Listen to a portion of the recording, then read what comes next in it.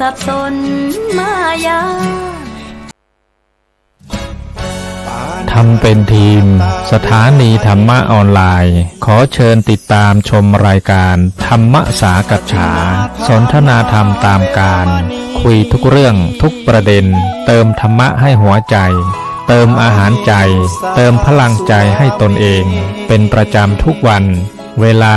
20 นาฬิกาเป็นต้นไปโปรดกดปุ่มติดตามและกด Subscribe เมื่อทำเป็นทีมมาเราจะได้พบกันเพื่อรับฟังสารธรรมข้อคิดดีๆมากมายรับบุญง่ายๆด้วยการกดแชร์เผยแพร่เป็นธรรมทานสัพพะทานังธรรมทานังชินาติการให้ธรรมะย่อมชนะการให้ทั้งปวง1 แชร์ 1 บุญมีค่าเท่ากับเผยแผ่ธรรมะให้กว้างไกลแชร์ไปมากยิ่งได้บุญมากเป็นการเปิดโอกาสให้คนได้รับฟังธรรมพบปัญญามีความสุขพ้นจากทุกข์ด้วยการฟังธรรมะ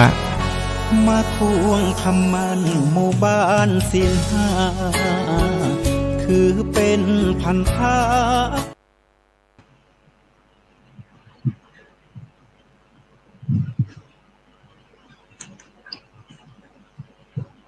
มองโลกด้านดีมีผลเห็นคนอื่นดีทำเป็นทีมปลูกใจให้เกิด ศรัทธาตั้งหน้าทำดีมีคุณมองโลกด้านร้ายกลายกลับใจรับแต่เรื่องเครื่องคุณเหนื่อยหน่ายเลิกล้างทางบุญชีพวุ่นแท้แน่เอ่ยขอกราบธรรมสวัสดีกับบรรดาท่านผู้ฟังท่านผู้ชมทุกท่านที่กำลังติดตามช่องธรรมะเป็นทีมทีวีออนไลน์กลุ่มประสงค์อุบาสกอุบาสิการ่วมกันเผยแผ่ธรรมะออนไลน์ไลฟ์สดทาง Facebook ทาง YouTube สถานีวิทยุ FM คลื่น 104.50 เมกะเฮิรตซ์วัดฝ่ายหินจังหวัดเชียงใหม่พร้อมทั้งเครือข่ายสถานีวิทยุคลื่นสีขาว8จังหวัดภาคเหนือซึ่งในค่ำคืนวันนี้ก็เป็นคืนวันอาทิตย์ที่8เดือนตุลาคมปีพุทธศักราช2566ก้าวกับผมมัตตมะภาคพระครูโสพลปริยัติก็ได้นำรายการเห็นธรรมเห็นเราเห็นธรรมมาพบกับบรรดาท่านผู้ฟังท่านผู้ชมเป็นประจำทุกคืนวันอาทิตย์นะเวลาก็ตั้งแต่20:00 นเป็นต้นไปจนถึงเวลาประมาณ20:00 นนะซึ่งบรรดาท่านผู้ฟังท่านผู้ชมก็สามารถที่จะให้การสนับสนุนหรือว่าให้กำลังใจโดยการกดติดตามกดไลค์กดแชร์เพื่อเป็นธรรมทานยิ่งแชร์มากก็ได้บุญมาก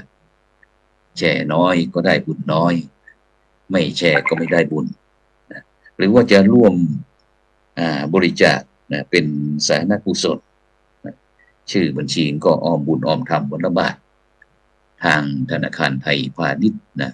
เลขที่บัญชีก็145244700-8ชื่อบัญชีก็พระมหาไทยธรรมกิจพระมหาชันชัยพงศ์ประดิษฐ์แล้วก็พระอาจารย์จตุรงค์ชูศรีหรือว่าจะร่วมบริจาคให้การสนับสนุนอีกบัญชีหนึ่งก็เป็นบัญชีธนาคารไทยพาณิชย์นะเลขที่บัญชี376223227-2นะชื่อบัญชีก็พระมหาดวงทิพย์ปริยัตถาลีนะซึ่งก็จะมีตัวหนังสือวิ่งด้านล่างหนังสือวิ่งด้านล่างดังนั้นก็บรรดาท่านผู้ฟังท่านผู้ชมนะก็สามารถที่จะร่วมสนับสนุนได้ ฉะนั้นในวันนี้ก็เช่นเดียวกันนะวันนี้ก็ได้นัดคณะครูบาอาจารย์ นะจากทางภาคใต้ ไม่รู้ว่าบรรยากาศตอนนี้จะเป็นอย่างไรบ้างนะเพราะว่าที่วันอาทิตย์วันนี้ก็ที่บริเวณวัดพระสิงห์วรมหาวิหารก็มีถนนคนเดินนะซึ่งฝนฟ้าก็ตก ตกมาเกือบตลอดทั้งวันแล้วก็ทำให้บรรยากาศนะที่เมืองเชียงใหม่นะในตัวอำเภอเมืองก็ค่อนข้างที่จะเย็นสักนิดหนึ่งนะฉะนั้นก็ในช่วงนี้ก็บรรดาท่านผู้ฟังท่านผู้ชมก็คงจะได้เดินทางมาท่องเที่ยวในเมืองเชียงใหม่ซึ่งก็โดยเฉพาะในช่วงนี้นะศาสนกิจก็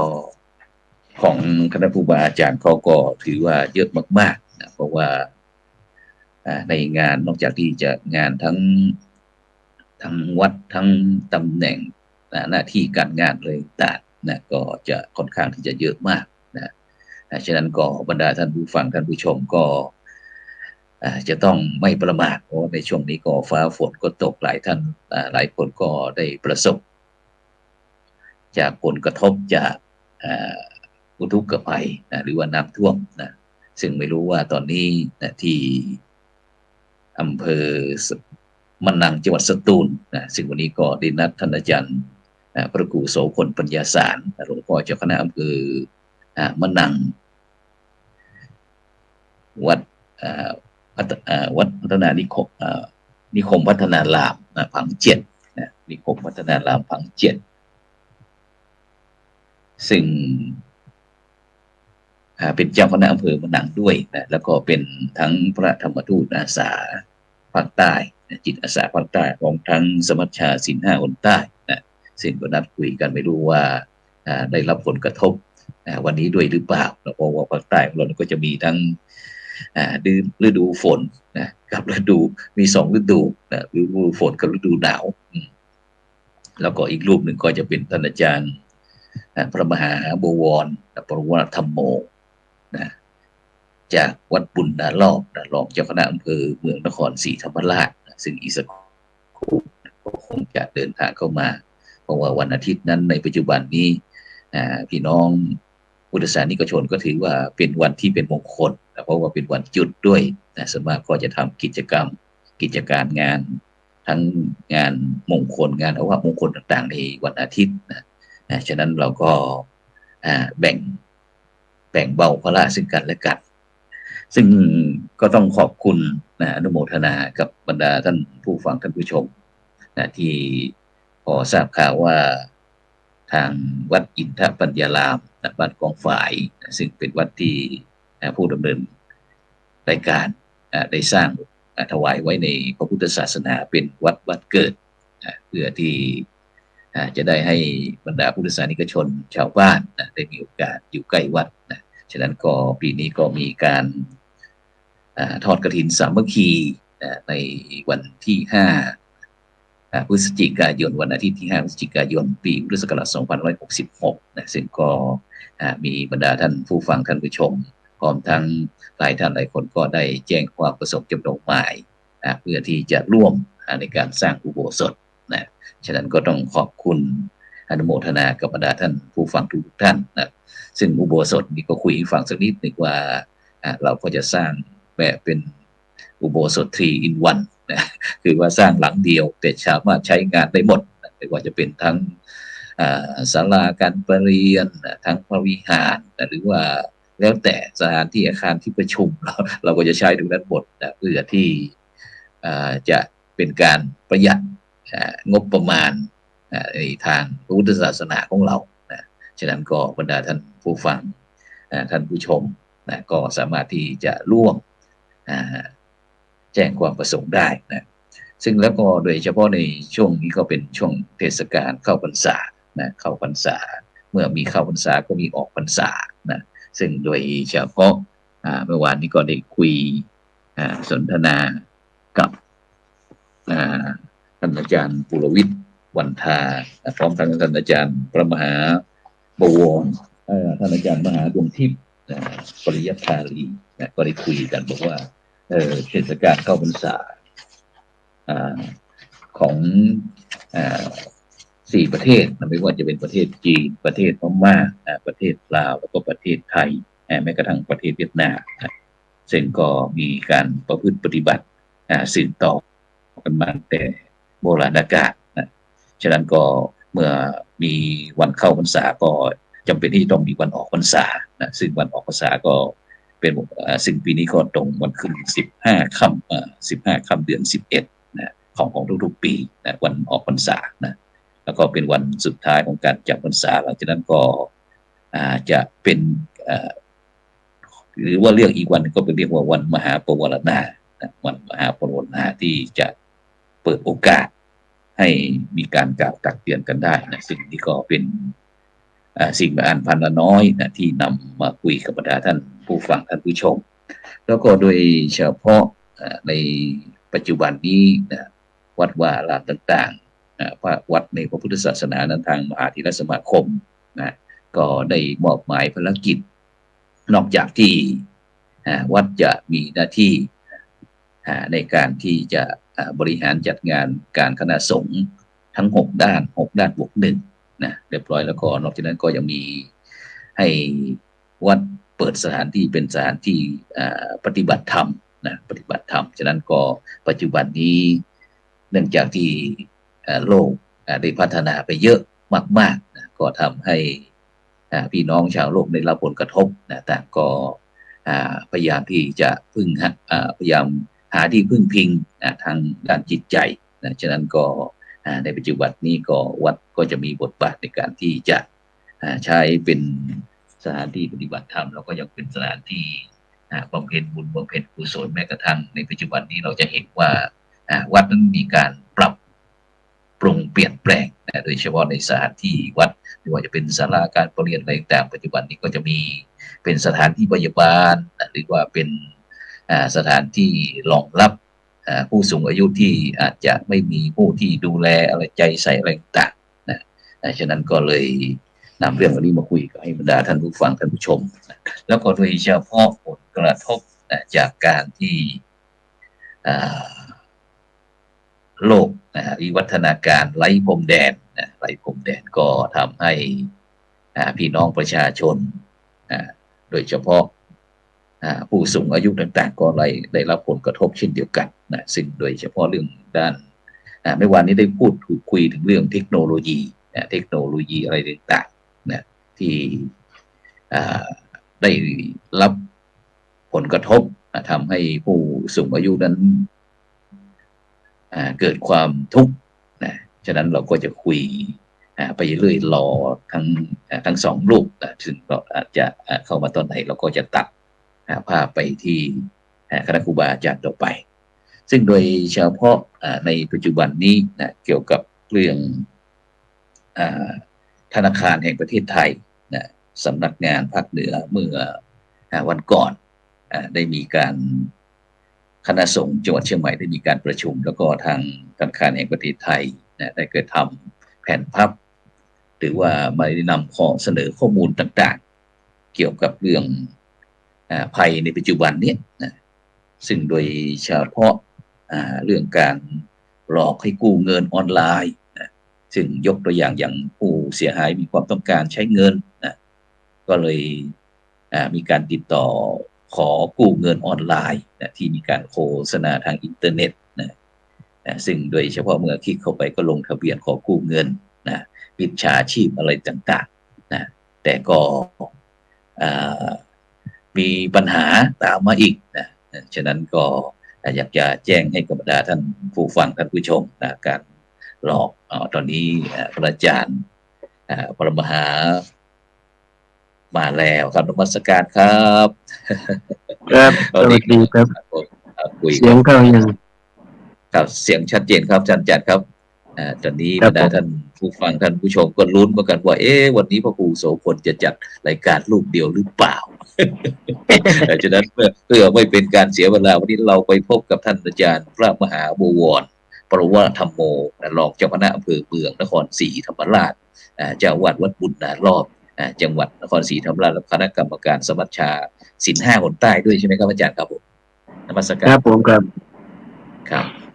อาจารย์สบายดีนะครับไม่ได้พบหลายวัน ครับสบายดีครับท่านอาจารย์ครับท่านอาจารย์ดูมีความสุขเสียเหลือเกินในช่วงนี้ อ่านเยอะอ่าน ได้ทำงานได้ทำงานเยอะใช่ไหมกับในทำงานเยอะได้ครับได้ทักทายกับบรรดาท่านผู้ฟังท่านผู้ชมหน่อยเพราะว่าท่านอาจารย์มหาวัวถ่ายไปตั้งนานแล้วกับก็ถวายความเคารพพระมหาเถระพระเถรานุเถระแล้วก็ขอเจริญพรเจริญธรรมญาติโยมสาธุชนทั้งหลายที่ได้รับชมได้รับฟังนะจากรายการของพระอาจารย์นะครับนะถือว่าเป็นรายการที่ดีนะแล้วก็นำพระในที่ต่างๆได้มาให้เปิดเผยให้ปรากฏนะครับถือว่าเป็นส่วนที่สำคัญในงานการเป็นศาสนาขอบคุณครับครับผมครับซึ่งตอนนี้ทางเหนือครับอาจารย์ครับเมื่อกี้ผมก็ได้คุยกับท่านผู้ฟังท่านผู้ชมว่าตอนนี้ทางเหนือฝนตกครับอาจารย์ครับน้ำฝนตกปิงวังใต้ก็ตกครับใต้ก็ตกเป็นยังไงแต่ว่ายังไม่ท่วมใต้ขนาดใต้ติดทะเลนะอาจารย์เนาะครับติดทะเลนะเนี่ยตอนนี้มีจังหวัดไหนน้ำท่วมบ้างอาจารย์โอ้เยอะเลยครับตั้งแต่ลงจังหวัดสุโขทัยล่องไปนะครับตอนนี้ทั้งสองฝั่งนั่นแหละคงจะทะลุถึงอยุธยาอะไรปทุมธานีต่างๆนี่แหละครับต้องเพราะว่าน้ำเหนือปีนี้จะเยอะค่อนข้างจะเยอะไม่รู้ว่าพญานาคให้น้ำเยอะไปหรือเปล่าปีนี้ครับวันนี้ศาสนกิจเป็นยังไงบ้างครับอาจารย์วันนี้ไปที่ไหนมาบ้างเนี่ยวันนี้ตั้งแต่เช้าก็ไปร่วมพิธีเปิดอาคารที่พักของพระที่จะบวชแล้วมาเรียนที่วัดชัยชุมพลอำเภอทุ่งสงเสร็จจากอำเภอทุ่งสงก็เดินทางไปทำบุญงานรับศพก่อนรับศพโยมเสียชีวิตก็ไปรับศพที่โรงพยาบาลเรามีการบริการครบวงจรเกิดแก่เจ็บตายคือตายแล้วก็มีรถบริการรับตั้งเรียบร้อยครับแต่แล้วก็ไปงานศพของญาติญาติพี่น้องวงตระกูลที่อำเภอร่อนพิบูลเสร็จแล้วก็ไปงานแม่ของสมาชิกกองบุญแม่ของสมาชิกกองบุญสังฆะเพื่อสังคมเสียชีวิตที่อำเภอพิบูลก็ไปมอบเหรียญได้ประโยชน์แล้วก็ไปทำบุญให้กำลังใจนะครับนี่ก็กิจกรรมวันนี้แล้วก็เมื่อกี้ก็เพิ่งเทศอ่านศพเทศอ่านศพที่ศาลาตอนนี้ที่วัดมีอยู่3ศาลาก็เต็มทั้ง3ศาลาครับครับผมครับก็ซึ่งผมก็ติดตามงานของอาจารย์ตลอดนะครับเห็นอาจารย์ได้มีการประชาสัมพันธ์การสื่อไม่ว่าจะเป็นเรื่องกองบุญสังฆะเพื่อสังคมนะครับแล้วก็ศูนย์พระกีฬานุปถากนะครับซึ่งความจริงวันนี้เราก็อยากจะมาคุยทั้งอาจารย์พระครูโสพลปัญญาศาสตร์ด้วยนะครับซึ่งไม่รู้ว่าจะติดอะไรนะครับเพราะว่าท่านพระครูยังไม่มาเหรอครับท่านพระครูยังไม่มาเข้ามาเลยครับยังไม่เข้ามาเลยไม่รู้ว่าติดเหตุอะไรนะครับก็เลยคุยกับบรรดาท่านผู้ฟังไว้ว่าเดี๋ยวดูรูปหน่อยจะมาก่อนนะครับฉะนั้นท่านอาจารย์ครับเมื่อก่อนเราวันนี้ที่วัดอาจารย์มีแต่บุญนารอบนะครับวัดบุญนารอบบุญนารอบครับผมบุญรอบวัดนะครับบุญรอบวัดหรือว่าวัดเป็นที่พึ่งของญาติโยมอาจารย์ตั้งยุคปัจจุบันยุคธรรมดายุควิกฤตทุกสิ่งทุกอย่างครับซึ่งโดยเฉพาะบทบาทของวัดในเมื่อก่อนกับในปัจจุบันนี่มันแตกต่างกันเยอะไหมครับอาจารย์ครับตามมุมมองของอาจารย์ครับมุมมองกับผมมันอยู่ที่ตัวบุคลากรมากกว่าครับเพราะว่าวัดนี่เป็นองค์กรจะมีสถานที่แต่ว่าไม่มีบุคลากรบริหารจัดการมันก็เหมือนกันสมัยก่อนถ้าจำได้ตอนเล็กๆเวลาไปวัดนี่เราต้องไปกวาดขยะไปจัดนู่นจัดนี่ก่อนเวลาจะทำบุญนะกวาดขยะแลกขนมด้วยใช่ต้องไปวัดต้องคือโยมจะไปวัดจะไปไหว้พระที่วัดต้องไปปูเสื่อต้องไปจัดนู่นจัดนี้ก่อนที่จะไหว้พระสวดมนต์แต่มันแตกต่างในยุคปัจจุบันว่ายุคปัจจุบันนี่พระนี่ควรที่จะให้การบริการเพราะเวลาญาติโยมที่จะมาวัดนี่เวลาเขาน้อย นะครับ ครับ ก็ผมเอาแนวจากครูบาอาจารย์มาแล้วโดยเฉพาะอย่างยิ่งที่วัดสะเกษก็จะเห็นได้ว่าเวลามีงานนี่ทางวัดนี่ก็จะให้ทีมงานจัดเตรียมมาเรียบร้อยนะก็การบริการเป็นเรื่องสำคัญนะครับก็เลยเอาแนวนั้นมาใช้แล้วก็ทำให้ญาติโยมสะดวกขึ้นครับครับอ๋อฉะนั้นอาจารย์ก็บอกว่าอยู่ที่ผู้บริหารการจัดการบุคลากรก็ตั้งแต่เจ้าอาวาสพระสงฆ์องค์เนรหรือว่าแม้กระทั่งมัคคายกหรือว่าเจ้าหน้าที่นะครับหน้าที่ได้เพื่อที่จะอำนวยความสะดวกนะครับนี่ก็เพราะว่าอย่างอาจารย์ก็บอกว่าในยุคปัจจุบันนี้การแต่งขันนิสงฆ์เพราะคนเยอะการแย่งกันทำมาหากินก็เยอะครับอาจารย์เนาะแล้วก็ญาติโยมก็คือจะวิ่งแสวงหาทำงานทำการอะไรพวกนี้ครับถึงปัจจุบันเขาก็จะมีส่วนเปรียบเทียบว่าไปที่ไหนแล้วสะดวกนะไปที่ไหนแล้วสะดวกเรียบง่ายเพราะเราจะแน่ว่าราชการเขาจะมีone stop service อาจารย์นะผมว่าวัดเราก็ควรที่จะนำส่วนนี้มาใช้ครับผมกับเพราะว่ามาจุดเดียวแล้วสำเร็จทุกอย่างนะเอาง่ายๆเนี่ยที่วัดเนี่ยพอรู้ว่าเสียชีวิตเขาจะโทรมาแจ้งว่าพระอาจารย์มีผู้เสียชีวิตแล้วก็เสียที่ไหนจะตั้งศพยังไงก็ทีนี้ก็แนะนำบอกกล่าวจนกระทั่งว่าพอถึงเวลาก็ไปรับศพทางวัดก็เจ้าหน้าที่ก็จัดศาลาได้เรียบร้อยทำความสะอาดเรียบร้อยทุกสิ่งทุกอย่างพอรับศพเสร็จก็จะรดน้ำกี่โมงอะไรเนี่ยเราก็แนะนำก็หมดทุกอย่างนะจะทำแม่ครัวจะนำมาเองหรือว่าเอาทางวัดพิธีกรจะจัดมาเองหรือว่าพิธีกรของวัดนะซึ่งพิธีกรเนี่ยปัจจุบันกับผมก็ทำงานด้านเผยแผ่ก็พยายามว่าจะหาพิธีกรหรือคนที่สนใจฝึกอบรมพิธีกรก็จะเอามาอบรมพิธีกรด้วยครับผมนะอ่านมงคลก็จะจัดรุ่นแรกวันที่30-31 ตุลานี้นะครับคือจะสร้างพิธีกรที่มันเป็นในแนวเดียวกันนะครับไม่สเปซสปะก็ถือว่าเป็นส่วนสำคัญในการเผยแผ่พระพุทธศาสนาก็อาศัยศาสนาพิธีนะครับผมแล้วก็เนี่ยพิธีกรที่วัดเนี่ยผมจะจัดคิวนะอาจารย์เนี่ยแม่ครัวผมก็จัดคิวพิธีกรก็จัดคิวนะฮะจัดคิว1 2 3 4 5ก็คือเราวางเป็นสเต็ปไปนะครับนะพอศพมาถึงวัดเสร็จเรียบร้อยจะรดน้ำกี่โมงนะอีกศพอะไรทุกสิ่งทุกอย่างเรามีครบหมดเลยครับนะไม่ต้องไปตามร้านนะมาที่วัดก็คือจบแล้วก็เวลาจะทำไวนิลแล้วก็เอาแต่ชื่อและรูปถ่ายเสร็จแล้วก็มีทีมงานผลิตภายใน1 วันก็สามารถมาติดตั้งได้เรียบร้อยจนกระทั่งวันเผาครับผมจนกระทั่งวันเผาก็คือพอเผาศพก็เสร็จงานก็แล้วแต่โยมจะทำบุญครับไม่ได้กาดเกณฑ์ว่าโยมต้องทำบุญเท่านั้นเท่านี้แล้วแต่เขามีศรัทธาครับผมก็เลยเวลาที่วัดจะสร้างอะไรก็ไม่ยากเท่าไหร่ที่ผมโพสต์ไปที่พระอาจารย์ดูในเฟซผมจะสร้างโดมจะสร้างสิ่งนี้โยมก็เห็นก็ร่วมบุญกันแต่ส่วนหนึ่งก็คือการประชาสัมพันธ์ว่าคนนั้นเขามาทำบุญกับทางวัดเพราะว่าเทคโนโลยีถ้าใช้เป็นประโยชน์เนี่ยมันก็เป็นประโยชน์มากนะพระอาจารย์แต่บางคนบริโภคสื่อแล้วก็ไม่ใช้เป็นประโยชน์มันก็เสียนะครับใช่ในนั้นก็มันดีเขาเรียกว่ามีทั้งประโยชน์มีทั้งโทษนะนี่ประโยชน์มากโทษก็มหันต์นะครับผมครับฉะนั้นก็ตอนนี้นี่คือเรื่องเฉพาะงานขาวดำนะที่งานขาวดำมีบรรดาคณะศรัทธาญาติโยมที่ต้องการที่อยากขอความช่วยเหลือจากวัดบุญนาเล่าของเราแล้วก็มีบริการครบวงจรนะครับนี่เป็นส่วนหนึ่งแล้วที่นี่คือเกี่ยวกับเรื่องการงานขาวดำแต่ที่นี่เห็นว่าอาจารย์ครับ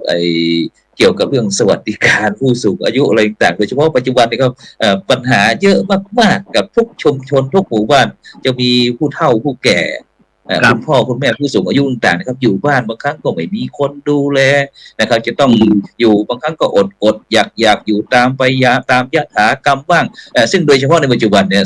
ทางส่วนราชการก็ขอพระคุณเจ้านะครับขอคุณเจ้าช่วยเป็นธุระเป็นภาระ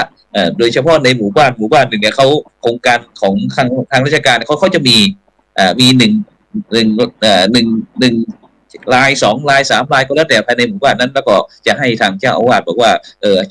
ช่วยสงเคราะห์อนุเคราะห์สงเคราะห์ตามไม่ว่าจะเป็นสิ่งของที่ได้รับการถวายมา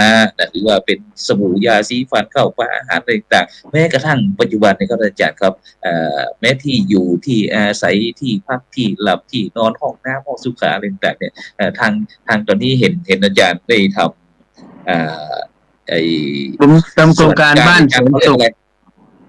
มีโครงการบ้านแสนสุขครับผมก็คือเช่นช่วยสร้างบ้านให้ญาติโยมที่เขาประสบไฟไหม้หรือว่ามันชำรุดเสียหายก็ไปช่วยซ่อมช่วยสร้างแต่วัสดุที่วัดมีก็วัสดุที่วัดไปใช้ให้เป็นประโยชน์นะแล้วก็ เมื่อสร้างเสร็จแล้วเราก็อะไรที่มันจำเป็นที่จะใช้ในชีวิตประจำวันก็ข้าวสารบ้างมาม่าปลากระป๋องน้ำดื่มพวกนี้ก็ไม่กี่วันที่ผ่านมาเนี่ยก็โครงการผ้าเหลืองเปลื้องทุกข์ก็ในนามของศูนย์พระกีฬานุปถากกับผมไม่ได้ไปเองนะครับทีมงานลูกศิษย์เนี่ยเขาก็ไปนะเพราะว่ามีญาติโยมบอกว่าตรงนี้มีผู้ป่วยติดเตียงคนลำบากก็เลยโครงการผ้าเหลืองเปลื้องทุกข์นะที่จะลดภาระลดความทุกข์บางบ้านก็ต้องให้แพมเพิร์สให้ข้าวสารมาม่าปลากระป๋องก็ผมว่าผู้ให้เนี่ยย่อมเป็นที่รักนะครับนะเราอย่าติดว่าพระเนี่ยต้องเป็นผู้รับอย่างเดียวดังนั้นถ้าเป็นผู้รับอย่างเดียวนี่ผมว่าไม่รู้จะเอาไปไหนแล้วเต็มวัดหมดแหละดังนั้นนี่แต่ว่ารู้จักให้นี่สร้างสัมพันธไมตรีสร้างความสนิทสนมให้กับญาติโยมพระท่านก็มีแล้วท่านก็สละไม่ได้เก็บไว้จนเน่าเสียบูปังนะครับใช่ไม่ใช่ที่รอปลากระป๋องระเบิดนี่นะหรือว่าคนลำบากหักไม้จนเน่าแล้วใครจะเน่าแล้วมันงอมเกินแล้วบังคับเนี่ยแย่เนี่ยมันต้องปุ๊บปั๊บต้องของสดๆนะอาจารย์เนาะได้ปุ๊บแล้วก็นี่ปั๊บเลยสถาปุจจาก็ผมปัจจุบันนี่สังฆทานผมจะรณรงค์โยมว่าเอาที่ได้ประโยชน์แล้วก็ไม่จำเป็นต้องเพ็กมาครับผมใส่ภาชนะมาก็ได้ใส่ถุงมาแล้วก็มาใส่พานที่วัดแล้วก็เช่นอันนั้นอันนี้นู้นที่ว่าใช้ในชีวิตประจำวันมันก็ดีพระอาจารย์มันไม่ต้องไปเสียหายมีกลิ่นอะไรพวกนี้นะครับโยมก็ทำมาเยอะเนี่ยผมก็อนุโมทนาบุญดีแล้วโยมทำอย่างนี้แหละมันจะได้เต็มร้อยเนี่ยมันไม่หายไปไหนนะแล้วได้ประโยชน์นอกจากว่าเราบริโภคหรือใช้ในวัดในวาแล้วก็ยังแบ่งปันให้ผู้อื่นบางท่านก็เอาแพมเพิร์สมาถวายนะครับแพมเพิร์สมาถวายเพราะปัจจุบันนี่แพมเพิร์สนี่ใช้มากครับในนามศูนย์พระกีฬานุปถากก็บอกไม่ได้ขายผมจดเนอมันเหมือนเป็นปัจจัยที่7ที่8เลยมันแพมเพิร์สผู้ป่วยด้วยครับกล่องนึงเนี่ยต้อง1,000 กว่าบาทครับ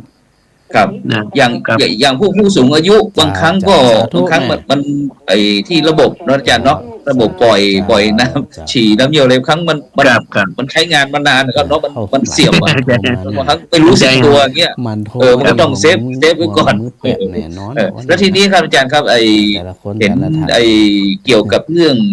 ผู้สูงอายุต่างๆอะไรต่างๆนะครับเห็นอาจารย์บอกว่าเวลาที่เรามีการมีสวัสดิการหรือว่าเป็นผมว่าเป็นกำลังใจผมก็ไปไปศึกษาจากภาคกลางนะครับจากภาคกลางแต่ผมก็มาแปลงหน่อยนึงภาคกลางเช่นเมืองจันทร์นี่ก็เน้นพระสงฆ์แต่ก็ผมคิดว่าเราในฐานะที่เป็นพระเนี่ยเป็นผู้นำทั้งจิตและวิญญาณก็อยากให้โยมมีส่วนแห่งบุญนี้ด้วยก็คือชวนทั้งพระชวนทั้งโยมแต่ชวนโยมนี่ง่ายชวนโยมง่ายพระอาจารย์ตอนนี้กองบุญผมมีสมาชิกเกือบ 1,000 นะครับผมเกือบ 1,000 นะครับที่เป็นสมาชิกกองบุญสังฆะเพื่อสังคมจังหวัดนครศรีธรรมราชนะครับก็อย่างน้อยได้มีสวัสดิการที่จะได้ช่วยเหลือสมาชิกเช่นเป็นสมาชิกเจ็บไข้ได้ป่วยเข้าโรงพยาบาลก็จะให้สวัสดิการคืนละ500 บาท20 คืนนะครับถ้าพอเป็นสมาชิกปีที่2คืนละ 1,000 บาท20 คืนครับคืนที่3ก็ 1,000 บาท30 คืนนี่ก็เป็นสวัสดิการใหม่ๆโยมก็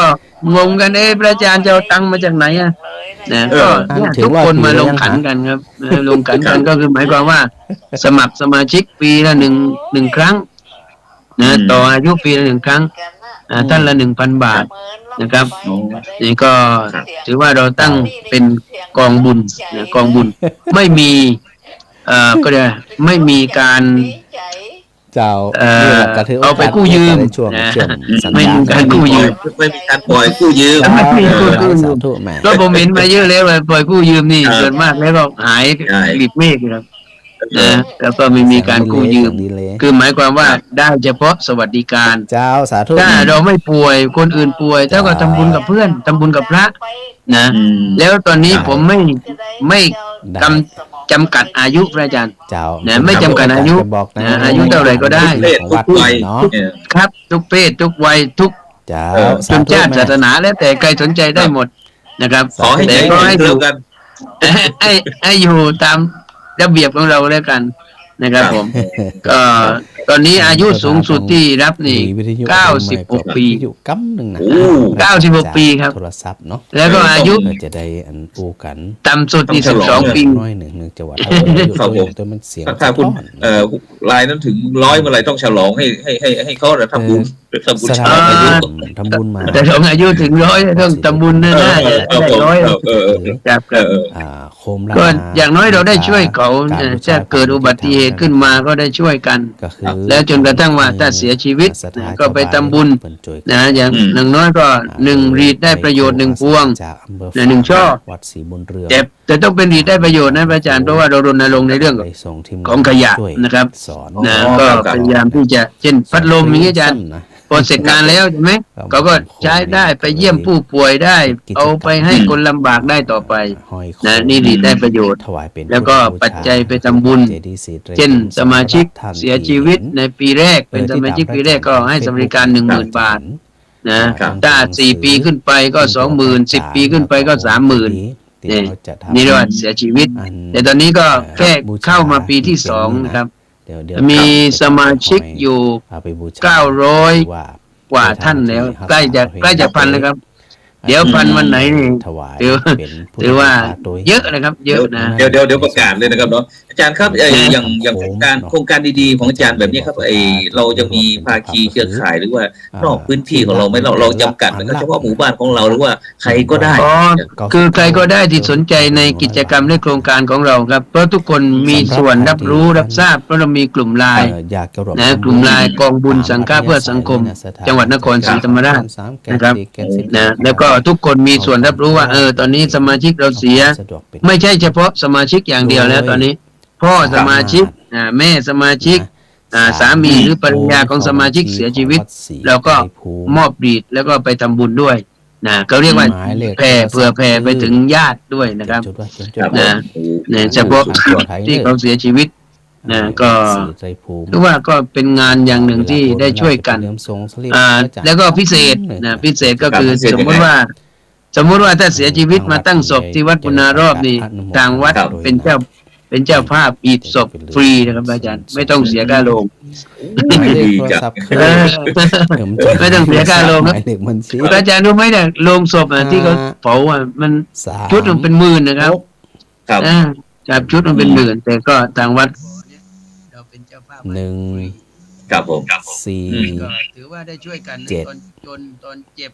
ตอนจากเนี่ย3 จอนี่นะถือว่าขับเคลื่อนงานด้านสาธารณสงเคราะห์ตั้งแต่เกิดแก่เจ็บตายจนกระทั่งว่ามาสร้างสวัสดิการให้ธนาคารกรุงไทยกำหนึ่งหมายเลขบัญชีที่ระบบเสียงเปลี่ยนไปตั้งแต่คือ5 3 6ครับผมแล้วระบบเสียงอาจารย์เปลี่ยนไปนะครับ4ดีละเมื่อกี้เสียงมันเปลี่ยนไปครับซึ่งอยากจะให้ทุกวัดมีเจ้าอาวาสอย่างนี้เสียละเกินนะครับเพราะว่าสิ่งที่ดีๆนะครับทั้งผู้ฟังทั้งผู้ชมตัวผู้ที่ได้รับการช่วยเหลือทั้งผู้ให้และผู้รับนะครับมีความสุขเสียละเกินครับ ทำอย่างไรครับท่านอาจารย์เราอยากจะให้สิ่งพวกนี้ที่มันเกิดให้เกิดขึ้นกับสังค เจ้าม เยอะๆอย่างนี้ครับแต่ ก็ผมคิดว่าต้องอยู่ที่ใจ ดี ครับ มากเลย จิตสาธารณะเป็นส่วนสำคัญดังนั้นคนที่ทำงานด้านสาธารณสงเคราะห์ได้นี่ต้องเอาใจมาก่อนครับ เดี๋ยวนะถ้าใจมาเดี๋ยวปัจจัยมันก็มา ยังไม่ได้ห้อยเจอแหม่ นะเราต้องให้ก่อนครับนะ จิตที่คิด เดี๋ จะ ยว ให้นี่สบายกว่าจิตที่คิดจะเอานะ อืม ยิ่งทำยิ่งได้ ยิ่งให้ยิ่งรวยคำนี้ก็ถือว่าเป็นส่วนสำคัญนะผมเห็นหลวงพ่อเจ้าคุณหลวงพ่อแดงเห็นไหมโอ้ให้ทุกวันเลยส่งให้ผมดูวันนี้ไปมอบข้าวสารที่นั่นวันนั้นไปมอบสุดยอดเลยครับ อืม นี่ ครับ บางทีท่านก็มอบถึงปัจจัยผมนี่ถือว่าเป็นเสี้ยวหนึ่งเท่านั้นนะ พิมพ์ลำนี้ละ สู้ หลวง บารมีท่านไม่ได้แต่ท่านสุดยอด เจ้าคุณพระเมธีวชิระประชานาถเดี๋ยวนี้หลวงพ่อ ครับผม หลวงพ่อแดงเราเป็นเจ้าคุณแล้วครับ ครั เรา บ ได้ หลวงพ่อเจ้าคุณหลวงพ่อแดง เป็นรองเจ้าคุณแล้วครับฉะนั้น ท่านก็อยู่ในกลุ่มไลน์ของผมนะท่านก็ดูกิจกรรมเช่นศูนย์พระกีฬาบ้าง ดูกิจกรรมต่างๆที่ผมทำผมว่านิมนต์ท่านเข้ามาเพื่อที่จะได้ แปลนาน แลกเปลี่ยนเรียนรู้เป็นแนว สงสัยอัน เช่นศูนย์พระกีฬาตอนนี้เรามีเตียงผู้ป่วยอยู่117 หลังเลยอาจารย์ ตังเงิน นะ 117 ได้มาเรื่อย หลังนี้ ตั้งร้อย เรา ตัง ใช้สถานที่วัดหรือเข้าใจหรือว่ายังไง สันซ้าย หรือว่าที่ ก็ส่วนมากเราจะมีที่พักครุพันธ์ครับที่พักครุพันธ์แต่อยู่ไม่นานครับอาจารย์เขาจองคิวครับ จองคิววันเนี้ยจะมาเอาเตียง คือต้องจองครับไม่พอ100 กว่าหลังก็ยังไม่พอครับ ถึงเรื่องของ นะเพราะ สำหรับ เพราะยืมไปแล้วเนี่ยใช้จนกระทั่ง1หาย สองตาย นี่นะ ตายนั่นแหละคืนครับ แต่จะได้ ครับ จัดกิจกรรม อ๋อหมายความว่าเรามีเตียงแล้วเราก็ให้บริการของผู้ที่ ให้บริการครับ ความประส เขา งค์ ไปใช้ที่บ้านครับผม ครับ ถ้าเขาไม่มีรถเราก็เอารถที่วัดเนี่ยรถที่ศูนย์เนี่ยไปทุกไปส่งครับ ครับ บรรทุกไปส่งถึงบ้านนะครับ ก็หมายความว่า ตาลขมนะแม่ท่ามบ่เห็น วอลเกอร์ไม้เท้าต่างๆ เจ้า ครับ ถังออกซิเจนไฟฟ้าออกซิเจน ถังแล้วก็เครื่องเซ็กชันทุกสิ่งทุกอย่างที่เกี่ยวกับผู้ป่วย จนกระทั่งว่าเป็นเพิร์ดนะเป็นเพิร์ดนี่ที่ศูนย์ก็ถ้าโยมไม่ได้มาบริจาคเราก็จะซื้อสำรองไว้ตลอดครับ แซ่บเลย นะครับ ผม เพราะว่าใครต้องการก็จะให้ทันทีนะเพราะว่าถ้ามีถามว่าปัจจัยไหนมาซื้อก็ที่ญาติโยมมาบริจาคนะเพราะทางศูนย์ไม่เรียกร้องครับผม แต่เหมือนวันเนี้ยเหมือนวันนี้โยมเขาทำบุญเหมือนกันเนี่ยเขามาก็ทำบุญบริจาคนะครับไว้เพื่อที่จะ มีหน่ ซื้ วย ออุปกร พ ณ์ ยาบาล มีหน่วยพยาบาลเข้ามาช่วยไหมครับอาจารย์ครับที่ศูนย์ของเราศูนย์พระกีฬานุปถา ก็มีทีมงานอสมส่วนหนึ่งนะครับในชุมชน ครับ ครับ แล้วก็เทศบาลโรงเรียนโรงพยาบาลเทศบาลอยู่ใกล้วัดครับ เดี๋ยวพระอาจารย์มาทีหลังเดี๋ยวจะพาไปเยี่ยมโรงพยาบาลอยู่ใกล้ๆเวลาพระป่วยพระอะไรก็ส่งใกล้นี่มันตรงข้ามกันนะไม่ห่างมากนักสักกิโลได้ครับผม โอ้ครับผม ครับก็เขาก็อำนวยความสะดวกดี เช่นพระป่วยที่ศูนย์นี่เวลาจะไปโรงพยาบาลก็สะดวกเรามีรถพยาบาลนะครับ ครับ นำส่งเรียกว่าส่งทั้งคนเป็นแล้วก็รับทั้งคนตายบริการนะครับถ้าเจ้าภาพมีน้ำใจ ครับมีจิตอาสาเยอะไหมครับอาจารย์ที่เข้ามาช่วยงานเรา ก็มันจะมีหนึ่งจิตอาสาเป็นประจำแล้วก็จิตอาสาเฉพาะกิจเช่นว่ามีกิจกรรมอาสาวันสำคัญของในหลวงอย่างเงี้ย ครับ เราก็จะระดมกันแล้วก็มาร่วมกันใส่เสื้อเหลืองใส่เสื้อจิตอาสาแล้วก็จิตอาสาที่ทำเป็นประจำก็คือเป็นลูกศิษย์ที่อยู่วัดถามว่าลูกศิษย์เหล่านี้มาจากไหน ผมก็ส่วนมากก็ทำงานกับสำนักงานกุมภพฤกษ์สำนักงานกุมภพฤกษ์อาจารย์เนี่ยมีบุคลากรที่ไม่ต้องผลิตเลยครับเนี่ยกุมภพฤกษ์นี่แหละดีที่สุดนะเพราะว่าเด็กเหล่านี้เช่นออกมาจากเรือนจำหรือว่าเคยหลงผิดติดยาอะไรต่างๆเนี่ยผมก็ให้โอกาสเขาแล้วก็ให้ที่อยู่ให้งานทำมีเงินจ่ายนะบางคนก็มีเงินเดือนให้นะครับนะเขาก็ทำเช่นเด็กขับรถพยาบาลนี่ก็มาจากเรือนจำนาพรุออกมาแล้วเนี่ยหลุดจากคดีแล้วก็มาอยู่ผมก็ตอนนั้นที่ผมเคยออกสื่อก็คือสร้างบ้านแสนสุขนะบ้าน บ้านแสงสุขให้เขาอยู่ทั้งครอบครัว สาธุเจ้า เขาก็อยู่จนถึงปัจจุบันเนี่ยเขาก็ทำงานกับเรา สธุเจ้า แต่ว่าจะกินข้าวก็กินข้าววัดนะอาจารย์นะ นี่มี แล้วก็เรื่องปัจจัยก็ให้เขาเป็นเดือนบ้าง แม่กับ นะ แก้ว แต่ก็กำชับเขานะ ว่าเดือนเนี้ยจำนวน 5,000 บาทเนี่ยต้นเดือนเนี่ยต้องไปให้แม่ก่อนนะต้นเดือนต้องเอาไปให้แม่ก่อนเธอจะจ่ายไม่จ่ายไม่รู้แต่ให้แม่อย่างน้อยเดือนละ 2,000 ต้องเอาไปให้ มันบันนัก คืออย่างน้อยเขามีจิตสำนึกว่าเงินที่ได้เนี่ย สัตว์เหมือน นะเขาทำสัมมาชีพเขาสามารถที่จะช่วยพ่อช่วยแม่ได้ ไม่จำที่จะต้องไปทำมาค้าขายสิ่งเสพติดให้มันเสียอนาคตครับเนี่ยก็เรียกว่าเราสร้างเยาวชนเหล่านี้ให้มันพ้นจากวังวนของยาเสพติดนะจากผู้เสพก็ดีจากผู้จำหน่ายก็ดี ก็ให้เขาเลิกเนี่ยก็ผมนี่ก็จะมาจากนั้นนะครับนะก็เพราะว่าทำงานกับสำนักคุมประพฤกษ์เนี่ยขับรถตู้เนี่ยก็มาจากนั้นนะขับรถพยาบาลก็มาจากนั้นแล้วก็อีกคนหนึ่งที่สสเคยมาถ่ายทำก็คุณยอดนะคุณยอดนี่ก็เป็นคนขี้เมาข้างทางอาจารย์ที่เคยปรากฏนะครับแล้วก็บอกว่าอยากเลิกไหมอยากเลิกเหล้าเขาบอกอยากเลิกผมก็ให้โอกาสอยากเลิกตอนนี้เขาเลิกเหล้าได้เลิกบุหรี่ได้นะมีงานทำมีรถขี่มีครอบครัวมีมันมีครบทุกอย่างทุกอย่างเพราะเมื่อเราปลอดจากอบายมุขสิ่งที่จะไปสูญเสียเหล่านั้นมันไม่มีเมื่อมันไม่มีก็จะทำให้ได้ชีวิตใหม่ดังนั้นชีวิตใหม่ไม่ใช่หายากนะครับ ก็คืออยู่ที่เราครับเราลดสิ่งที่เป็นอบายมุขได้แล้วความสุขมันก็จะเกิดขึ้นกับเราแต่บางทีมันไม่มีคนเปิดประตูให้ครับอาจารย์เอาง่ายๆอย่างบ้านี่อันนี้ขี้เมาอย่ามาในวัดเดี๋ยวมันจะมาขโมยของข้าไล่เลยนะไล่เลยใช่ดังนั้นพระพุทธเจ้าจัดเรื่องอะไรก่อนพระอาจารย์ว่าทุกข์เพราะคนนี่มีความทุกข์เขาต้องการที่จะพ้นทุกข์ต้องหาแนวทางให้เขาพ้นนะแล้วเขามาวัดเขาอยากจะพ้นทุกข์พระอาจารย์ไม่ใช่เขามาวัดแล้วอยากเป็นทุกข์ไหมวัดเราเอาจุดนี้มีการเสนอวิธีการแก้ไขปัญหาอย่างไรใช่ไหมครับที่อาจารย์ทำใช่ว่าคุณมีทุกอย่างนี้เพราะเหตุใดเราก็เรียกว่าอะไรสัมภาษณ์ก่อนมีความเป็นมาอย่างไรอย่างนั้นข้อมูลเบื้องต้นใช่เราจะได้รู้เนี่ยเมื่อรู้เขารู้เราก็จะแก้ปัญหาถูกนะก็จะทำให้ชีวิตเปลี่ยนแปลงได้เนี่ยผมคิดว่าเราทำอย่างนี้เนี่ยดีกว่าไปสร้างเจดีย์ใหญ่โตมโหฬารนะครับนี่คนโบราณก็ว่านะไม่ใช่บางทีเราสร้างเจดีย์แต่ว่าสร้างคนแบบนี้ที่เขามีความทุกข์แล้วทำให้เขาพ้นจากความทุกข์จากที่เขาอยู่ในฝ่ายที่เป็นฝ่ายมืดเราทำให้เขาสว่างเหมือนที่องค์สมเด็จพระสัมมาสัมพุทธเจ้าเนี่ยทรงหายภาชนะที่คว่ำเนี่ยในพระพุทธเจ้าใช่ไหมภาชนะที่คว่ำพระองค์ก็ทำให้หายขึ้นมาเนี่ยเราในฐานะศิษย์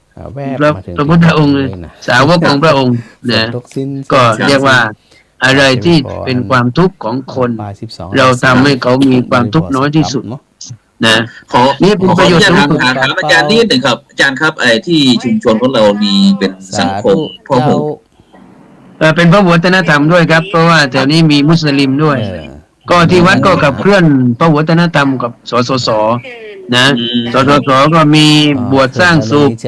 นะแล้วก็มีโครงการวัดประชารัฐสร้างสุขพระกีฬานุปถากอะไรอีกเยอะแยะสาธารณสงเคราะห์กับวัดปลอดอบายมุขก็พยายามรณรงค์นะครับแล้วอย่างการช่วยเหลืออย่างที่ของพระอาจารย์อย่างวัดบุญนะรอบของเราเข้าไปช่วยเหลือนะครับเราไม่ได้เลือกชั้นวรรณะไม่เลือกศาสนาอะไรสิ่งอย่างนะครับเป็นสมัยไม่ครับคือถ้าเห็นเขาเดือดร้อนก็มีกำลังที่จะช่วยได้ก็ช่วยเลยครับนะจินใครมาแจ้งว่าเนี่ยตอนนี้มีคนลำบากนะแม้จะเป็นมุสลิมเป็นชาวพุทธเป็นคนอื่นไหนก็ไม่จำกัดครับผมก็เราถือว่าเป็นเพื่อนมนุษย์ผู้เกิดแก่เจ็บตายครับผมนะเป็นมนุษย์ผู้เกิดแก่เจ็บตายตามกำลังที่เราจะช่วยได้นะแต่ว่าเราเกินกำลังก็มันก็ว่ากันไปแล้วก็หาคนอื่นมาช่วยด้วยแต่ว่าถ้าเรามีกำลังพอเราก็ช่วยเอง นะ เจนจิรา ช่วยกัน ผมว่าเป็นสังคมที่น่าอยู่ ถือว่าที่วัดบุญนานอกของถือว่าเป็นมาตรฐานที่ถือว่าเป็นต้นแบบได้แล้วใช่ไหมครับ ตอนนี้จะมีทั้งวัดที่ใกล้ๆในอำเภอใกล้ๆหรือจังหวัดใกล้เคียงที่อาจารย์ได้มาศึกษาดูงานที่อยากจะนำ ก็มีหลายวัดอยู่ครับเช่นนครที่ทำแนวเนี้ยก็เช่นตอนนี้ที่แถวตำบลครังก็มีวัดหนึ่งก็ทำแนวเนี้ยครับเช่นงานชาปนกิจนี่ก็แนวเดียวกันคือท่านสร้างเตาเผามาหลังวัดที่นี่นะที่นี่นี่มีเตาเผามาตลอดแล้วก็สร้างเตาเผาปลอดมลพิษเตาเก่าๆนี่เปลี่ยนแล้วสร้างมา12 ปีแล้วอาจารย์นะฮะสร้างมา12 ปีแล้วก็ใช้เฉพาะเผาโควิดนะ346 ศพโอ้โห346 ศพสมัยยุคโควิดนั้นได้ช่วยสงเคราะห์ไปเยอะครับไปนะแล้วก็แล้วก็บางวัดนี่เขาไม่รับเผานะเหมือนที่ออกข่าวนะตัวไปที่ก็ได้ยินตอนนั้นนะครับก็เนี่ยเป็นส่วนสำคัญแล้วก็บางวัดก็ทำแนวเนี้ยสาธารณสงเคราะห์ตอนนี้ผมกำลังขยายฐานศูนย์พระกีฬาไปที่นาบอนนะเพราะว่ามีพระอาจารย์รูปหนึ่งเจ้าคณะตำบลพระอาจารย์พระสมุยศกิจนะท่านก็มีจิตสาธารณะอย่างนี้ครับอาจารย์ผมทำป้ายเรียบร้อยแล้วเดี๋ยวจะไปทำป้ายไปมอบป้ายศูนย์พระกีฬานุปถากจังหวัดนครศรีธรรมราชครับคือทำแล้วต้องสร้างเครือข่ายนะขยายฐานนะครับเพราะว่ามันการช่วยกันเนี่ยเป็นเรื่องสำคัญนะพระช่วยโยมช่วยพระครับผมขัดกันช่วยก็อวยชัยครับทั้งวัดถ้าขัดกันก็อะไรทั้งหมดใช่ไหมครับผมเห็นถึงพลังของการช่วยเหลือนะเราให้ผู้อื่นนี่บางทีผู้อื่นให้เรานี่มันหาประมาณไม่ได้ผมว่าเนี่ยเหมือนง่ายๆว่าพอคิดว่าจะทำอะไรนี่คนนู้นก็อยากช่วยคนนี้ก็อยากช่วยเนี่ยที่โดมที่ผมลงเฟซไม่กี่วันนี่ตอนนี้ก็ใช้งานได้แล้วโยมมาตั้งศพมาจัดงานกันได้แล้วนะมีโยมเป็นเจ้าภาพนะอ้างทองเสงสุวรรณท่านก็รับเป็นเจ้าภาพนะค่าโดมนี่ทั้งหมด407,000นะ407,000ท่านเหมาไปคนเดียวเลยนะสาธุเลยครับครับผมเพราะว่าทำไมไวจากวันนั้นเห็นขึ้นแต่เสาเดี๋ยวนี้ปุงหลังคาเลยเรียบร้อยหมดเมทัลชีทอะไรหมดเลยครับอุ้ยทำไมจะมียังข่าวจะมีโอกาสอะไรเมื่อไหร่เนาะบุญเดือนรอบเนี่ยก็ผมนี่ถ้าทำแล้วคือทำให้เสร็จไปเลยแล้วก็ส่วนหนึ่งก็มีเครดิตเช่นเรื่องปูนเรื่องอะไรก็มีเครดิตของร้านก็คือสั่งมาก่อนแล้วก็ปัจจัยที่ญาติโยมทำบุญเราก็ได้ไปจ่ายเขาเรามีทีมงานนายช่างนี่ก็เขาก็ถือว่าในนามลูกศิษย์ก็ได้ช่วยวัดบ้างมีเก็บค่าใช้จ่ายบ้างก็จะได้มีเลี้ยงครอบครัวครับใช่ครับใช่ในพระอาจารย์คงจะเห็นไปบางวัดทำไมก็สร้างเหลือตั้งนานทำไมไม่เสร็จเลยบางที่เป็นไงนะก็วันนั้นเห็นใส่ที่ไอ้กันศาสตร์นั่นนะผมก็ติดตามดูตลอดแล้วทำไมไวจากวันนี้มงราคาเสร็จเรียบร้อยแล้วครับดังนั้นก็นี้ก็เป็นผลงานอีกวิธีคิดวิธีทำนะครับวิธีทำวิธีไทยวิธีพุทธวิธีทางพุทธศาสนาครับที่ท่านอาจารย์พระมหาบุวรปรวัตธรรมโมนะครับหลวงพ่อรองเจ้าคณะอำเภอเมืองนครศรีธรรมราชครับวัดบุญนารอบจังหวัดนครศรีธรรมราชครับที่ได้มาคุยกับพวกเราซึ่งโดยเฉพาะครับท่านอาจารย์ครับในปัจจุบันนี้ผู้สูงอายุอะไรต่างๆหรือไม่ใช่เฉพาะผู้สูงอายุแม้กระทั่งทุกชีวิตทุกวัยนะครับได้รับผลกระทบหมดเลยครับท่านอาจารย์อยากจะมีวิธีการไงครับที่เราจะได้มีความสุขแบบยั่งยืนโดยเฉพาะท่านอาจารย์ก็เป็นคณะกรรมการสมัชชาศีล5ผลใต้ด้วยนะครับเราจะทำอย่างไรให้มันมีชีวิตที่มีความสุขแบบยั่งยืนอยู่ไหนปออยู่ไหนนี่ก็รักษาศีล5สิครับไม่ต้องไปไกลไหนครับไม่ต้องไปไกลที่ไหนครับของพระพุทธเจ้านะครับรักษาศีล5ได้ครับฟังชัดเจนถ้าเราเนี่ยไม่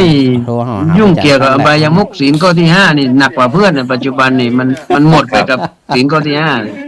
นะเพราะละเมิดศีลข้อที่5ครับหมดสิ้นไปไอ้สุรานี่นะครับไอ้สุราเมรยะนี่นะสุราเมรยาเสพติดอะไรต่างๆนี่มันล่มสลายครอบครัวล่มสลายคณะศีลนี่เนาะ เพราะว่าศีลข้อที่ห้าถ้ารักษาได้เนี่ยรักษาได้ทุกข้อ กูยังเป่าครับถ้าผิดศีลข้อที่ห้าข้ออื่นก็เอวังเหมือนกันนะครับ อ๋อ นะ ไม่ศีล ดังนั้นชาวพุทธของ เรา เราเนี่ยครับเนี่ยผมก็พยายามรณรงค์คนเนี่ยรอบวัดข้างวัดเนี่ย อันนี้ มารวมนะ ได้ เราก็ นะ พยายามที่จะรักษาศีลห้ากันนะ เออ ชีวิตของเราก็จะมีความเจริญรุ่งเรืองในรอบวัด เออ นี่จะมีร้านค้าสัมมาชีพ โอเค อ่า สาธุ ตลอดแล้วไม่ได้ทำเฉพาะกิจนะครับ อาจารย์ผมทำแบบยั่งยืนนะ สาธุสาธุ นะครับ ผม ดังนั้นผมอยาก ยั่ง ฝา ยื ก นแบบ อ ไหน ยาก ครั ฝา บ กคณะก็คือหมายความว่า เข้าใจ แม้จะเสร็จโครงการแล้วก็ยังสัมผัสได้ ว่ามันยังมีอยู่นะ สาธุ ไม่ใช่เมกนะ แม่ยัง อืม ไม่ใช่เมกนะ คือหมายความว่ามันอยู่ในบริบท แม่ ที่ บัว เป็น ขาว ไปตาม เลี้ยง ธรรม น้องๆ ชาติ จ๋า ของชุมชนของวัด ไปแล้ว ครับ อืม นี่แหละ ครับผม ที่รัฐบาลเขาต้องการก็คือ มั่นคงมั่งคั่งยั่งยืน ตั้งยืน ใช่ไหมอาจารย์ต้องมั่นคง ใช่ใช่ มั่นคงพอมั่นคงแล้วนี่คนก็มีอยู่มีกินมีเงินมีใช้สอยอยู่ก็มั่งคั่ง อ๋อโอเค แล้วก็ทำแบบยั่งยืน แล้วปู่ นี่ต่อไปก็จะมีโครงการชุมชนยั่งยืนใช่ไหม อ๋อ มหาดไทย ใช่ใช่ครับกำลังจะปรับครับ ชัดเจน ก็ปรับนี่แหละเราต้องทำไปก่อนพระเราในฐานะ คนฟังถามกัน เป็นแกนนำศีลห้านี่ครับ หลาย นะ ใช่ ต้องนำไปก่อน เออ นะ ครับ เออ พูดถึงศีลห้าตอนนี้ทางหนใต้ของเราเสร็จหรือยังเข้าใจครับตรวจส ก็ อบตรวจสด ตรวจเยี่ยมเสร็จเรียบร้อยเลยครับผม อ๋อ แต่ก็ยังไม่ประกาศนะครับนะตรวจเยี่ยมเรียบร้อย แต่ก็ที่ผมไปเป็นพี่เลี้ยงให้ก็ที่จังหวัดนครเนี่ยก็คือวัด อันนี้ได้ เสยล่า ได้ไหมเนาะ วัดประดิษฐาราม ผมบอกว่าท่านไม่ต้องกังวลนะ ให้เราทำตามบริบทของเราที่มีอยู่ที่เราทำมาแล้ว นะ อืม ทำตามกำลังที่เราจะทำได้นะไม่ฝืดเคืองจนเกินไปไม่สุรุ่ยสุร่ายจนเกิ จาน น ไป บ้านหลวงแม่ท่า นะทำแล้วอย่าเป็นทุกข์นะตอนที่ผมทำ ที่วัดบุญนารอบนี่ค่าใช้จ่ายประมาณ160,000 บาทนะค่าใช้จ่ายนะครับอาจารย์160,000 บาทแล้วผมว่ามันประหยัดนะ เนี่ย อืม แต่บางที่ก็บอกว่าหมดเป็น2-3 แสนเนี่ยนี่ก็ น่า น่า จะ กลัว ได้ฟังอ่ะ แถวโน้นไม่รู้ใช้จ่ายเยอะไหมอะ ที่เขาใช้จ่ายเยอะเพราะเขาอัพไงอาจารย์ครับ เพราะว่าเขาไม่ได้ทำปกติแบบอาจารย์ใช่ไหมต้อง นั่นแหละคือ ตรงนี้เปิด สร้าง ข เนี่ย นาดนั้นนี่นะ นั่น ครับ คือผมว่ามันทำตามบริบทที่เราทำแบบยั่งยืนทำอย่างไรให้ยั่งยืน เดี๋ยวนี้เริ่ม นี่ต่อไป แปะๆแล้ว ผมว่าต่อไปกรรมการสีหน้านี่ต้องไปเซอร์เวย์หรือไปตรวจว่าสีหน้าที่สรุปมาแล้วเนี่ย ตกตลอด มันยั่งยืนไหมหรือว่ามันเป็นอย่างไรมันรบ นี่ กัน ก็ ไหม ลมลมเริ่ม นะครับ มาละพอแปะ นะเพราะว่าขับเคลื่อนแล้วต้องขับเคลื่อนแบบมั่นคง เจ้า มั่งคั่งยั่งยืน ครับ แล้วก็ สามอย่างนี้ ใช่ ถ้าทำอย่างนี้ได้ก็สบาย ถูกเจ้า นะคนมีงานทำนี่อาจารย์ง่ายๆเลย อันนี้จะแน่น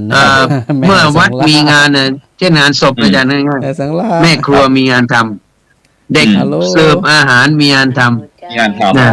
พิธีกรมีงานทำ มือแปบเลยเนี่ย ำนะสับปะเรอก็มีงานทำนะ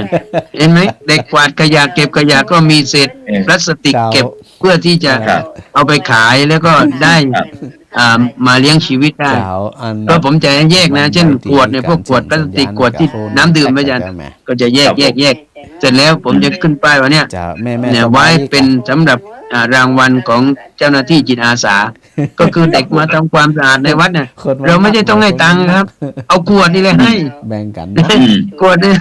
ขวดแต่ละงานเนี่ยพระอาจารย์ดูแล้วมันกี่ร้อยกี่พันขวดอ่ะ แม่นดีแต่ เนี่ยเอาขวดพลาสติกนะครับเนี่ยเอาให้เด็กเหล่านั้น แล้วก็เขาก็สามารถที่จะแลกเปลี่ยนเป็นเงินแล้วก็มาเลี้ยงชีวิตเขาได้ ทุกเจ้าลำ แล้วก็เขามาทำความสะอาดวัดมากวาดมาถูมาล้างห้องน้ำเราไม่ต้องมีการจ้างเลย ผมไม่มีจ้างให้ใครมาล้างห้องน้ำวัดบุญนารอบนะครับ เพราะว่าเรามีทรัพยากรสิ่งเหล่านั้นเนี่ยก็เรียกว่าแปลง ดีละเป็น ทรัพย์ นั้นสบย สินเหล่านั้นให้เป็นทุนนะ จ้า ทรัพย์ที่ไม่มีประโยชน์แล้วเนี่ยเขาบอกว่าไร้ค่าแล้วทิ้งแล้ว แต่เราต้องเห็นว่าเนี่ย จ้า เหมือนผมเคยไปวัดพระธรรมกายเราเส้นว่าเพชรเก็บเพชรพลอยใช่ไหม จ้า เก็บเพชรเก็บพลอยนะนั่นแหละ เนี่ยนัง นี่แหละ ถ้าคนรู้จักเก็บเนี่ยเป็นเงินนะนะพระอาจารย์ ใช่ครับ มันขายทีหนึ่งได้300-500เนี่ย สัปดาห์ละ300-500ทำอะไรได้อาจารย์ ครับ 300-500กับ โอ้ ที่ถ้าเราทำอย่างนี้ได้ เสียดายจากเวลาหมดเสียแล้ว หมดแล้วครับแหมเดียวแล้ว เราก็ลาครับดังนั้นก็เดี๋ยวเราไปพบกับมหกรรมนะครับผู้ว่ารักษาสิทธิต้นแบบนะครับซึ่งก็จะมีการจัดการแสดงจำหน่ายผลิตภัณฑ์สัมมาชีพชุมชนแล้วก็สินค้าโอท็อประดับประเทศนะครับที่วันที่เท่าไหร่ครับตอนนี้ยังไม่กำหนดครับอาจารย์ครับยังไม่กำหนดครับอำเภอสามพรานจังหวัดนครปฐมประมาณเดือนมกราคมครับประมาณเดือนมกราคมนะครับฉะนั้นก็ได้เจอต้องไปครับขอบพระคุณมากครับสาธุสาธุครับอาบวรนะครับประวัติธรรมโมนะครับรองเจ้าคณะอำเภอเมืองนครศรีธรรมราชนะครับเจ้าอาวาสวัดบุญนารอบครับที่เป็นพระสงฆ์รุ่นใหม่นะครับที่ตั้งประเรียนธรรม7 ประโยคนะครับบรรดาท่านผู้ฟังท่านผู้ชมฉะนั้นนี่คือวิธีคิดวิธีทำแล้วก็เป็นตัวอย่างให้ดูว่ามีก็ฉันไม่มีก็เฉยหมดกังวลเป็นเลยอะไรทุกสิ่งทุกอย่างนะครับมั่งคั่งยั่งยืนมั่นคงนะครับขอบคุณอนุโมทนาสำหรับในค่ำคืนนี้เวลาหมดเวลาเขาก็นำรายการจากบรรดาท่านผู้ฟังท่านผู้ชมก่อนแล้วก็พบกันในโอกาสต่อไปครับหวังว่าท่านอาจารย์มหาวรปรธรรมโมจะมาคุยกับแลกเปลี่ยนกับพวกเราอีกนะครับสำหรับท่านวันนี้ขอกล่าวคำว่าสาธุสาธุ